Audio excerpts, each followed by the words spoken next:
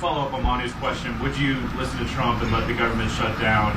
This bill's not going to pass, likely. There's 15, well, there's over 10 Republicans that have said they're going to vote against it. So, will you let the government shut down? We'll see we'll see what happens with the bill, all right? We're on the field in the middle of the game. The quarterback's calling the play. We're going to run the play. I'm very confident.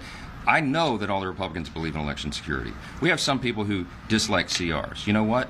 I dislike continuing resolutions as well, right? But here's the problem, and everybody needs to remember, it is not the House. It is not the House majority. It is not House Republicans that put us in this situation. The process bogged down. You know why? Because Chuck Schumer and the Senate have not put one appropriations bill on the floor. They have not even begun to do their job. So it is the Senate that has put us in a situation to have a CR to not shut the government down. We are the responsible governing party here, and we are doing the right thing. The right thing right now, by principle, by law, by the Constitution, is to ensure that our elections are secure. That's the number one concern. So we are going to force that with the last train leaving the station, which is the CR, and we'll see what happens. House Republicans are ready to shut down the government again, which means Speaker Johnson is following the orders of the former president again. The former president last week posted that if you are unable to get what you want in what he calls election security, then you should in no way, shape, or form move forward with the continuing resolution. So are you going to listen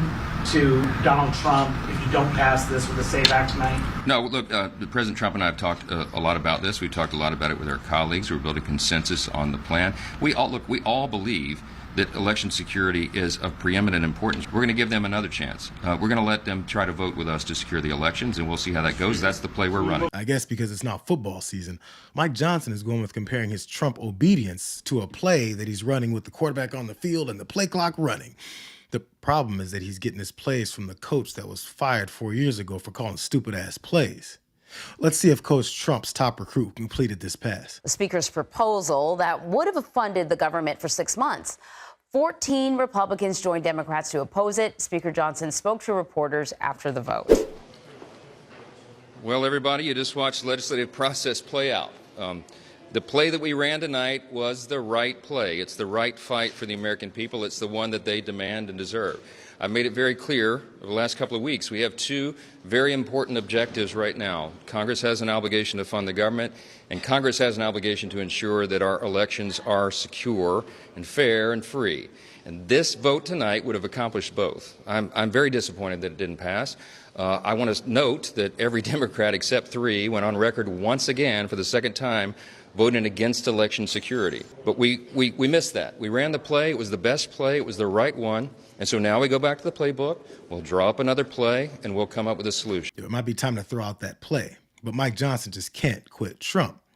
He can try to put this on Democrats for refusing to attach a bill to progress Donald Trump's endless claim that the 2020 election was stolen to this government funding package. So when you're wrapped up in the tornado of lies that Trump and MAGA live in, you forget that everyone else sees you as the problem. My only observation about this whole discussion is the one thing you cannot have is a government shutdown.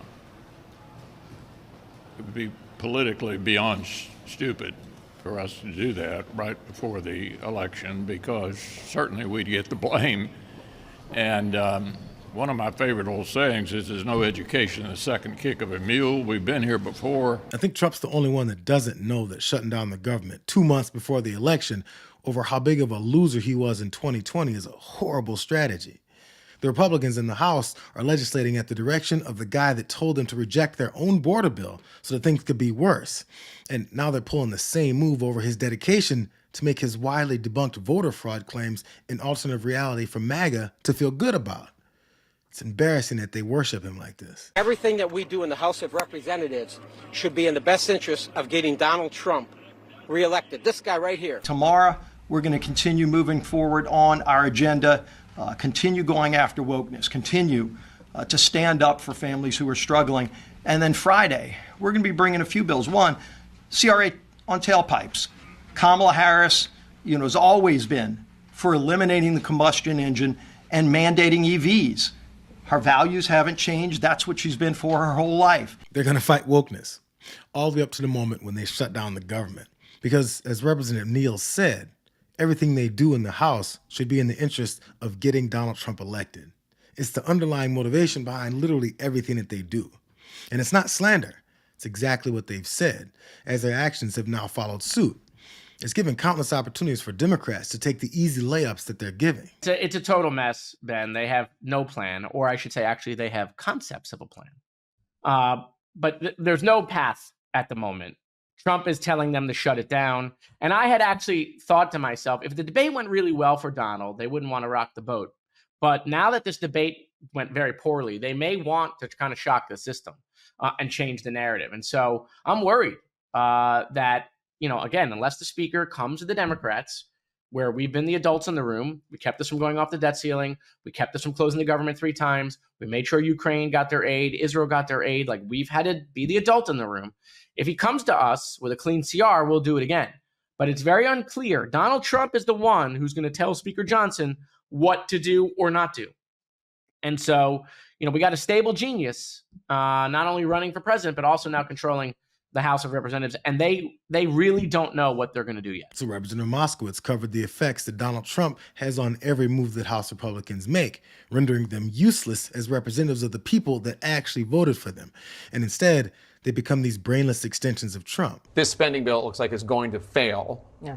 Has he outlined, House Speaker Johnson, in any way, even privately, what comes next? What's plan B to keep the government going? Well, notably, and I say this as a Virginian, and Virginia is the most impacted state in times of government shutdowns. There's so many federal employees. And contractors and small business owners, all of whom are impacted when there's not just a shutdown, but even a talk of a shutdown. And another sticking point with this proposal from the Speaker is the 6-month time frame. Frankly speaking, a continuing resolution perhaps through the remainder of this Congress would make sense, but the idea that we would kick the can of funding the federal government for the next fiscal year, almost through into more than halfway through that fiscal year, it's just poor planning. It negatively impacts certainly our military, our national defense, and the very function of our government. Representative Spanberger highlighted just how large of an effect shutting down the government would have on so many Americans, stretching further than these government employees, which have been demonized as useless by MAGA for years. Actual people that are actually affected know the results aren't worth them inserting provisions to keep non-citizens from voting when there are already laws in place that keep them from voting. It's obviously political. It is also time for Speaker Johnson to take a good look in the mirror and ask himself, does he want to let MAGA Republicans lead him into a shutdown? Who leads the House? Is it him or is it the House Freedom Caucus? Because right now it appears he is taking orders from MAGA Republicans who don't care if we have a shutdown, and Donald Trump, who has made clear he wants a shutdown. He is proposing a bill that, first off, he can't even get through the House, and second off, he has a flat 0% chance of passing here in the Senate. And that's because his bill would leave countless programs, including our military, stuck in limbo for half a year. And it includes a massive poison pill that is the very definition of a non-starter. That's where Speaker Johnson is at. And right now, he's saying he doesn't have a backup plan, and he is saying no to a bipartisan compromise.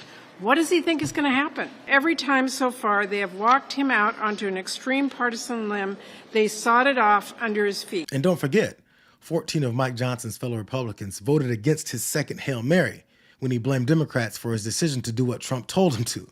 And for anyone paying attention, they may start realizing that since we're having this discussion and are panicking again about the government being on the verge of a shutdown, it's Republicans holding their breath until their faces turn blue so that Donald Trump can get his way. This is a shutdown effort. That's not hype, it's history. Because in the DNA of extreme MAGA Republicans has consistently been an effort to make extreme ransom demands of the American people. And if those extreme ransom demands are not met, you shut down the government. In 2013, extreme MAGA Republicans shut the government down for 14 days. And the demand at that point was to repeal President Obama's signature legislative accomplishment, the Affordable Care Act, that benefits more than 100 million Americans. In 2018 and 19, extreme MAGA Republicans shut the government down for a record 35 days. What was the ransom demand in that particular moment? Well, the former president and Republicans in the House and the Senate demanded that the American taxpayer fund Trump's ineffective medieval border wall.